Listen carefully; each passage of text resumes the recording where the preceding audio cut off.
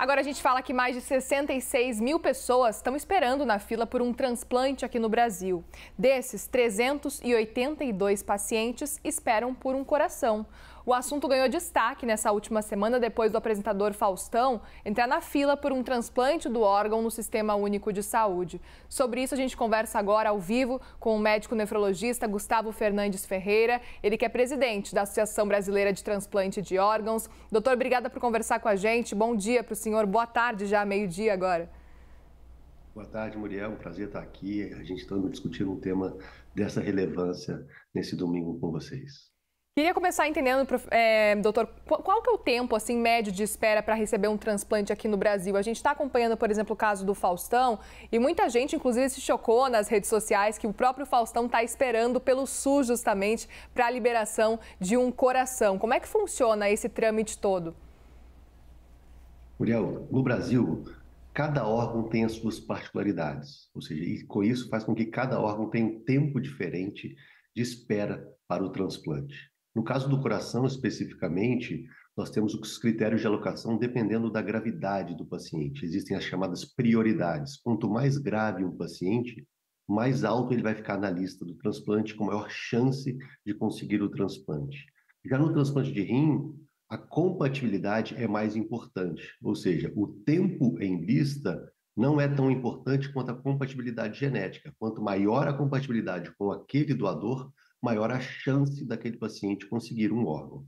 E assim, cada órgão, o fígado tem as suas particularidades, o pulmão as suas particularidades, o pâncreas as suas particularidades, cada órgão com seus critérios de alocação, fazendo com que cada órgão tenha um tempo diferente, em média, em lista.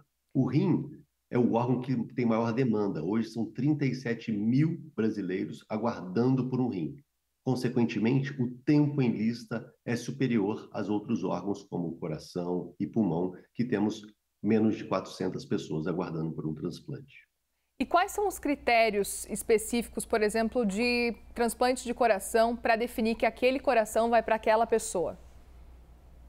Em primeiro lugar, a compatibilidade ABO. Cada tipo sanguíneo, cada paciente vai entrar na lista do seu tipo ABO.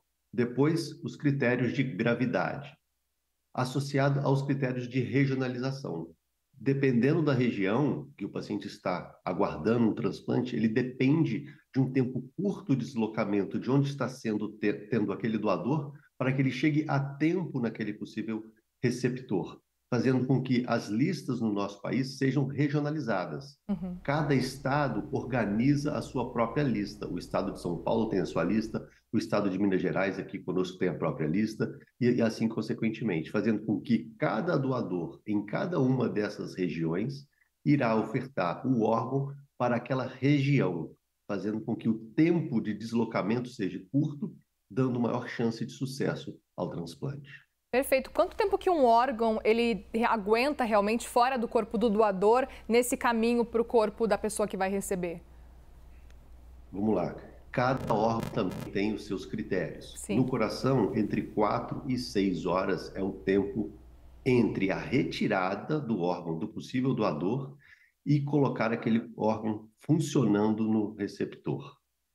Enquanto que o rim pode durar entre 24 e 26 horas para também ser retirado e colocado. O fígado podendo durar de 8 a 10 horas. E cada órgão, então, tem as suas particularidades de tempo que ele suporta ficar no transporte, naquela caixa de gelo que normalmente ele é transportado.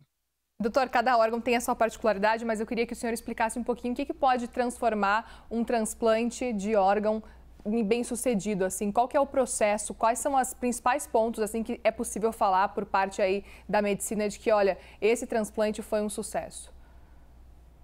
Vamos lá. É fundamental, primeiro, que só existe transplante uma vez que existe doação. Então, a gente só vai ter sucesso uma vez que a gente consiga aumentar a chance de todo brasileiro a transplantar. E só existe doação, só existe transplante com doação. Então, todos nós dependemos de um sim de uma família para que aquele transplante ocorra. E hoje, infelizmente, nós estamos com a recusa familiar em torno de 49%. Ou seja, a cada 2 brasileiros que poderiam doar o seu órgão, somente um efetivamente está doando. Se a gente reduzisse esses números a níveis semelhantes aos espanhóis, que possuem 16% apenas de recusa familiar, a oferta de órgão no nosso país seria muito superior. Uma vez acontecida aquela doação, uma vez a família dando o ok, nós consideramos sucesso quando aquele órgão começa a funcionar. E isso pode demorar minutos, no caso do coração, do pulmão e do fígado, horas ou até mesmo dias em caso do rim. O rim pode demorar até 7, 10 dias para começar a funcionar dentro daquele receptor. E uma vez que cada órgão começa a exercer a sua função que aquele órgão anterior não exercia, nós consideramos um sucesso da realização do transplante. Doutor, e qualquer pessoa pode doar? Sim, qualquer pessoa pode ser considerada doadora.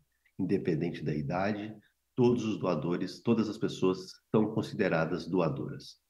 No entanto, no Brasil só existe doação com morte encefálica. Então, existe um processo no diagnóstico da morte encefálica. A minoria das mortes hoje no nosso país são secundárias às mortes encefálicas, que é a irreversibilidade da função do cérebro. O coração continua batendo, que é o tempo entre a família dizer o sim, organizar toda a estrutura de captação que virá de outros hospitais, chegarem naquele hospital e aquele órgão ser captado. No entanto, a gente precisa conscientizar que só existe transplante se houver doação. Por isso é importante que a pessoa, o doador, todo mundo converse com seus familiares, deixe muito claro que sim, gostaria de doar órgãos, né, doutor? Exatamente. Nós estamos entrando agora em setembro, no chamado Setembro Verde, que é o mês que nós divulgamos a campanha sobre a doação de órgãos. Esse ano, pelo caso do Faustão, toda essa movimentação foi antecipada agora para final de agosto, sobre a discussão da importância de doação de órgãos. Mas é fundamental que todo brasileiro que entenda que a importância da doação de órgãos no nosso país, converse em casa sobre a possibilidade, se por caso ou uma fatalidade ele venha a falecer de morte encefálica, a família, na sua grande maioria das vezes, vai respeitar o desejo daquela pessoa.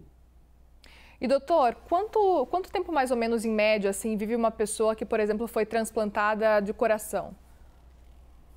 Olha, nós temos pessoas que vivem décadas, anos. Existem pessoas com 40 anos com o rim funcionando, 50 anos com o rim funcionando, pessoas com coração que demoraram 20, 30 anos funcionando. Existe um tempo médio de cada órgão para funcionar, mas todo transplante ele é feito para durar a vida inteira.